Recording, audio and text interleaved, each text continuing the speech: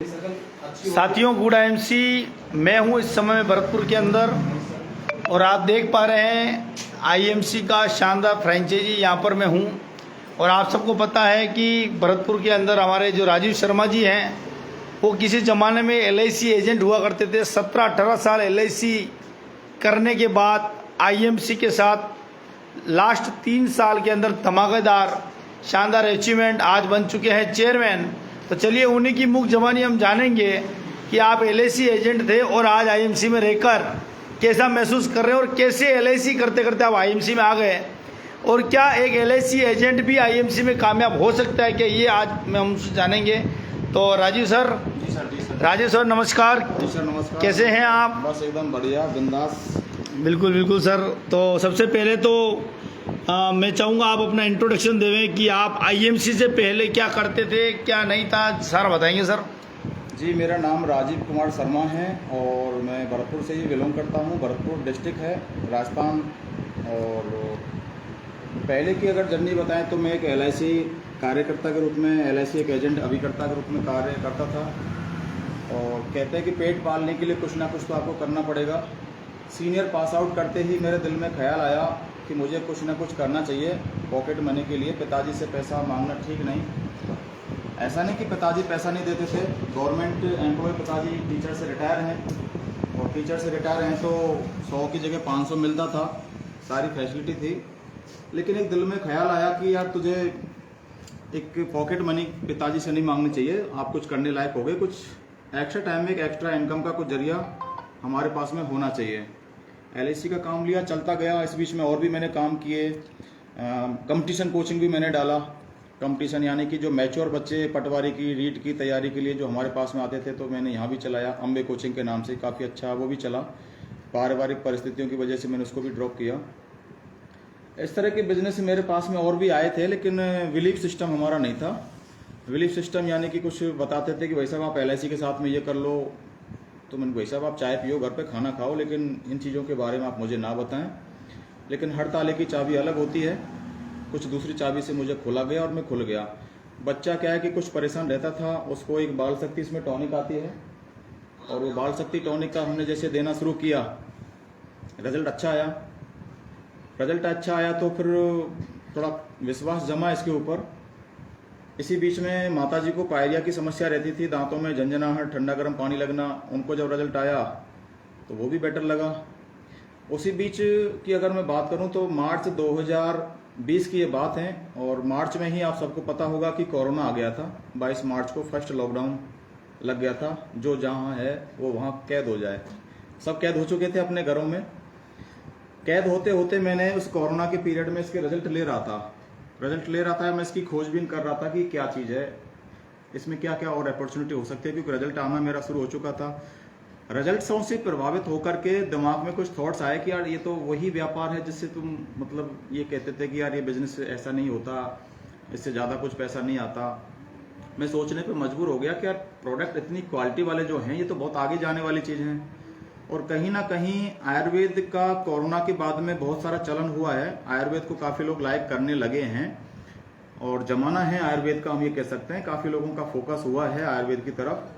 तो दिमाग में थॉट आया कि यार समय के हिसाब से बदलना चाहिए और अगर बदल जाएंगे तो ठीक है, नहीं बदलेंगे तो सिस्टम से हम आउट हो जाएंगे। उसका एग्जाम्पल कई तरह के देते हैं, आपको भी पता होगा, है ना। बहुत सारे, जैसे नोकिया ने अपने आप को नहीं बदला, नोकिया सिस्टम से आउट हो गया, है ना। बहुत सारी चीज़ें XYZ। तो मैं भी अगर बात करूं तो ज़माने के साथ में बदलने को मैं मजबूर हुआ कि यार ठीक है। शुरुआती जो हमारे भारत की प्राचीन पद्धति आयुर्वेद थी, बीच में कुछ अंग्रेजी दवाइयों का चलन हुआ और आज भी काफ़ी है। बहुत ज़्यादा लोग आज भी आयुर्वेद को इतना लायक नहीं करते, लेकिन चलन हो रहा है। काफ़ी लोगों का फोकस, खास करके कोरोना के बाद में अगर कहूँ तो काफ़ी लोग इसको लायक करने लगे हैं और काफ़ी मुझे पूर्ण विश्वास है कि ये आगे तक जाने वाली चीज़ है और लोगों की एक मजबूरी होने वाली है। मजबूरी, जी हाँ साथियों, में जो बोल रहा हूँ शब्द को आप भले ही गौर कर लें। मजबूरी होने वाली है लोगों की, मजबूरी में आना पड़ेगा, क्योंकि अंग्रेजी दवाई खा खा करके उनका साइड इफेक्ट हो रहा है। हमने सुना है कि जो बाजरे की महरी थी उससे बुखार उतर जाता था। अगर ये मेरा वीडियो पहुंचे लोगों तक, आम किसान तक, बुजुर्गों तक पहुंचे तो उनको पता होगा। कुछ हम उम्र भी हैं हमारे साथी, तो उन्होंने भी सुना होगा कि बाजरे की महरी हमारे जो राजस्थान में इधर की अगर बात करूं मैं तो उधर महरी बोलते हैं, उधर पश्चिमी राजस्थान की बात करें तो राब बोलते हैं, राबड़ी बोलते हैं बाजरा की। उसको पी करके बुखार जो फीवर है वो डाउन हो जाता था, ऐसा हमने सुना और बुजुर्गों ने तो देखा भी होगा। लेकिन आज वो महरी काम नहीं कर रही, आज वो राब काम नहीं कर रही, यहाँ तक कि पैरासीटामोल भी काम नहीं कर रही, यहाँ तक कि पैरासीटामोल के साथ में एंटीबायोटिक जो दवाइयाँ लेते हैं ना वो भी काम नहीं कर रही। लेकिन बात बात पर जो हम एंटीबायोटिक लिए जा रहे हैं ठीक प्रकार से जैसे बाजरे की महरी ने काम करना बंद कर दिया ना, आपकी एंटीबायोटिक दवाइयाँ काम करना बंद कर देंगे। ये मेरा आंकड़ा नहीं है, WHO का आंकड़ा है। WHO का मतलब काफ़ी ग्रेजुएट, इसको एजुकेटेड व्यक्ति देख रहे होंगे, लाइव चल रहा है सर के मोबाइल में। तो कहने का मतलब वर्ल्ड हेल्थ ऑर्गेनाइजेशन, विश्व स्वास्थ्य संगठन द्वारा जो उनकी जो रिपोर्ट्स है कि 2030 के बाद में ये एंटीबायोटिक दवाइयाँ काम करना बंद कर देंगी। इतना सेवन जो आप अधिकतर किए जा रहे हैं तो हमें समझना होगा उसके जिम्मेदार हम ही हैं, कोई और नहीं है। हमारी बॉडी है, हमारी मोटरसाइकिल है, तो जिम्मेदार हम होते हैं। वो भी एक मशीनरी पार्ट है कि आप उसमें डीजल डला रहे हो या पेट्रोल डला रहे हो, आप उसकी टाइम टू टाइम सर्विस करा रहे हो या नहीं करा रहे हो, या बस चलाते जा रहे हो। ये हमारी अपनी पर्सनल जो बॉडी है, इसके जिम्मेदार, इसके मालिक हम हैं। तो अपनी बॉडी की चिंता हमें ही करनी पड़ेगी, कोई दूसरा पड़ोसी या रिश्तेदार नहीं करेगा। तो इसकी केयर अगर करते हैं तो निश्चित इसमें जो मेडिसिन की अगर मैं बात करूँ तो वैसे तो एडी से लेकर चोटी तक हर प्रकार का मेडिसिन है ही है। इसके अलावा अगर कोई बीमारी है तो भी बीमारी ठीक हो जाती है, और बीमारी अगर नहीं भी है उससे पहले अगर आप अपनी बॉडी को जैसे डिटॉक्स कर लेते हैं तो इन फ्यूचर आपको कोई बड़ी बीमारी का सामना नहीं करना पड़ेगा। और डेफिनेटली इस चीज़ें मैंने शुरुआत की करते और आज मैं जो 3 साल का लगभग जो मुझे समय हुआ है, मात्र 3 साल का समय, इसमें 2 मेरी विदेश यात्रा हुई हैं और देश की तो काउंट ही नहीं, पता नहीं। बिल्कुल मैं आपसे ये पूछने वाला था और आपने बता दिया कि आपने बता रहे थे कि 17 साल तक मैंने LIC में सेवाएं दी जी, और काफ़ी हद तक आपने LIC को जी जान से किया, क्योंकि जिस प्रकार से आज आप IMC में समर्पित होकर काम कर रहे हैं जी। शायद LIC में भी इसी प्रकार से समर्पित होकर आपने काम किया होगा। देखो, आपने LIC का अगर कहा है कि LIC के लिए समर्पित होकर काम किया होगा, कि शुरुआत में वो कहते हैं ना कि दूसरे की थाली में घी ज़्यादा होता है, तो मैंने किसी दूसरे को देख करके काम शुरू किया था कि यार मैं अगर पार्ट टाइम अगर जॉब चाह रहा हूँ तो पार्ट टाइम के लिए LIC का काम ठीक रहेगा, ये मैं ले लेता हूँ। अब मैंने काम तो ले लिया, लेकिन जब मैं फील्ड में उतरा तो मुझे पता चला कि साला इसके बराबर बेकार कोई काम ही नहीं है। एक पॉलिसी के लिए 10-10 चक्कर लगाने पड़ते हैं। भाई साहब, आज नहीं कल आना, कल नहीं परसों आना बीमा के लिए, है ना। जो दूसरे के जेब से पैसा निकालना बहुत टेढ़ी की है, ये पता चला। लेकिन जब आ चुके थे तो ठीक है, पहली साल तो हमने अपने रिश्तेदार जो थे उनका बीमा कर दिया, क्योंकि सब ठीक ठाक थे। अपने जो रिलेटिव हैं, पैसा था उनके पास में, पहली साल पॉलिसी कर दी। दूसरी साल फिर उनके पास पहुँचे कि सर बीमा कराइए। ज़्यादा कुछ नॉलेज नहीं था, लेकिन जब 2 साल के बाद में तीसरी साल फिर पहुंचे तो रिश्तेदार भी बोलने लगे, भैया तुम्हें हर साल बीमा हम कहाँ तक कब करवाएंगे। उनके साला किसके पास जाएं, कैसे जाएं, नॉलेज नहीं थी, इतना एक्सपीरियंस नहीं था कुछ। धीरे धीरे माइंड थोड़ा डाइवर्ट होने लगा कि यार मुझे काम बेकार, मुझे नहीं जचता, एक पॉलिसी के लिए 10 चक्कर लगाओ, ये करो वो करो। लेकिन पिताजी को थोड़ा सा बीच में इंटरेस्ट बना कि एजेंसी अगर तुम्हारी चल रही तो उसको चलाते जाएँ। पिताजी ऐसी चीज़ों को खींचते गए, चलती गई वो। इस बीच में जो मैं बता रहा था अभी कि मैंने कंपटीशन कोचिंग भी चलाई और भी 2-4 कुछ ऐसे काम किए थे। एट लास्ट 2017 में मैडम की पोस्टिंग हो जाती है, गवर्नमेंट जॉब। और मैडम की जब पोस्टिंग हो जाती है तो फिर दिमाग में संकेत आया कि यार एक की तो जॉब लगी गई, अब हमारे पास में खेती भी है, तो एक काम करो, खेती भी संभालो और अपना LIC पे फोकस करो। फिर मैं पूरी तरह से LIC में समर्पित हो गया। अब मैं इसको पूरे मन से करने लगा, रुचि से करने लगा। जो 12 पॉलिसी नहीं हो पाती थी वो मैंने 100 पॉलिसियाँ भी की हैं। शतकवीर में भी मेरा नाम आया था LIC में, तो वो 100 पॉलिसियाँ भी की हैं। LIC पहले भी वही थी, बाद में भी वही थी, मैं भी पहले वही था, बाद में भी वही था। मेरे अंदर जो भी टैलेंट है वो भी पहले था, बाद में भी वही था। लेकिन ऐसा क्या हुआ, क्योंकि माइंडसेट से मैंने उसको काम करना शुरू किया तो बाद में हुई।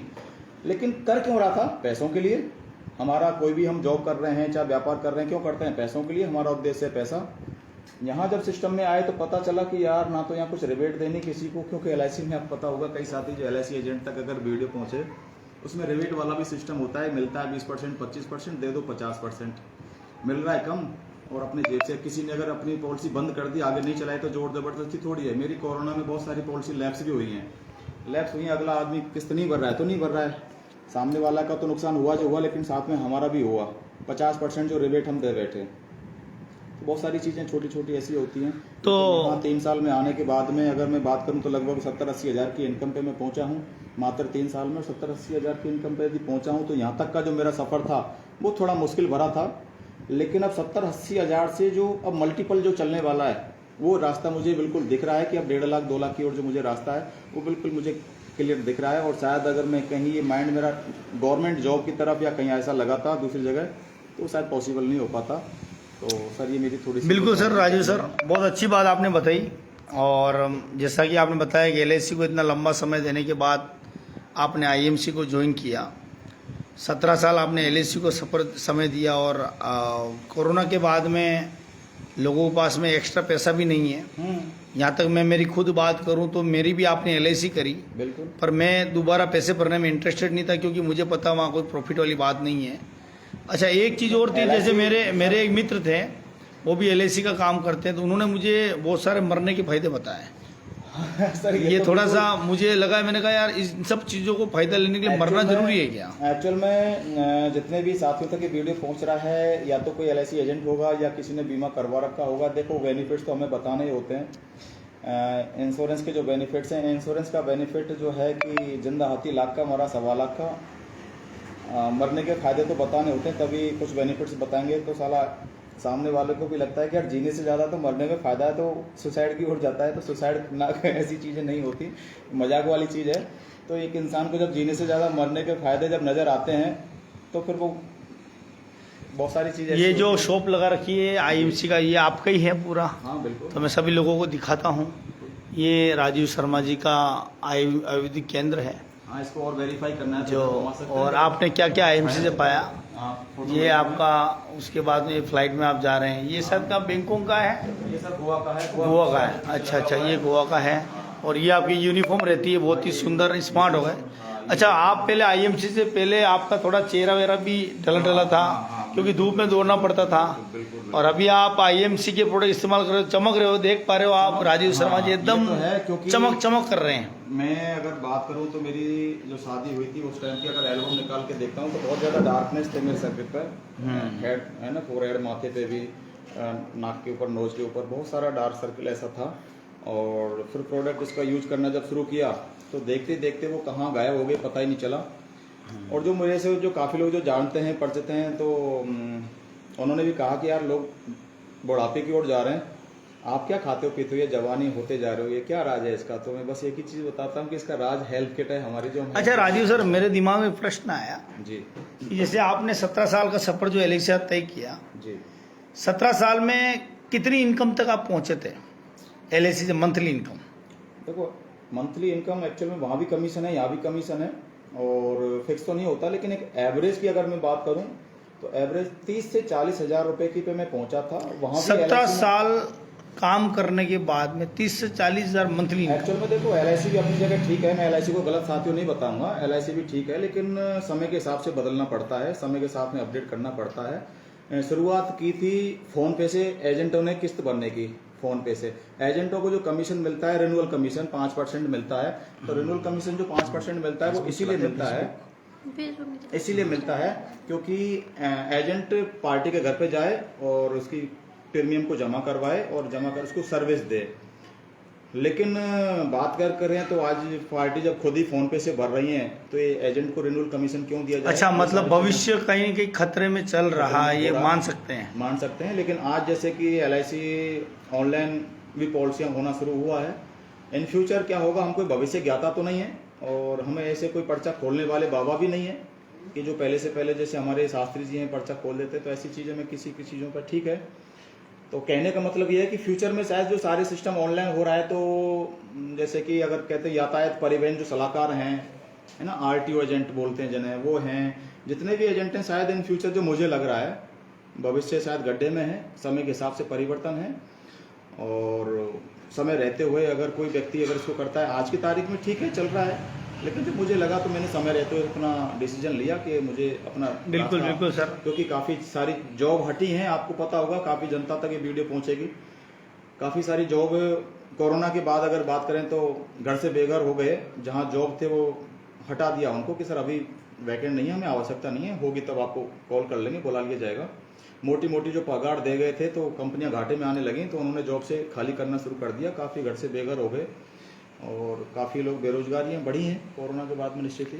बिल्कुल बिल्कुल सर, बहुत अच्छा लगा राजीव सर आपसे बात करके। जी जी और मैं चाहूँगा नेक्स्ट टाइम जब भी समय मिले जी एक वीडियो हम शूट करेंगे कि आप LIC करते हुए कैसे आप IMC करके अपने सपनों की ओर अग्रसर हो सकते हो।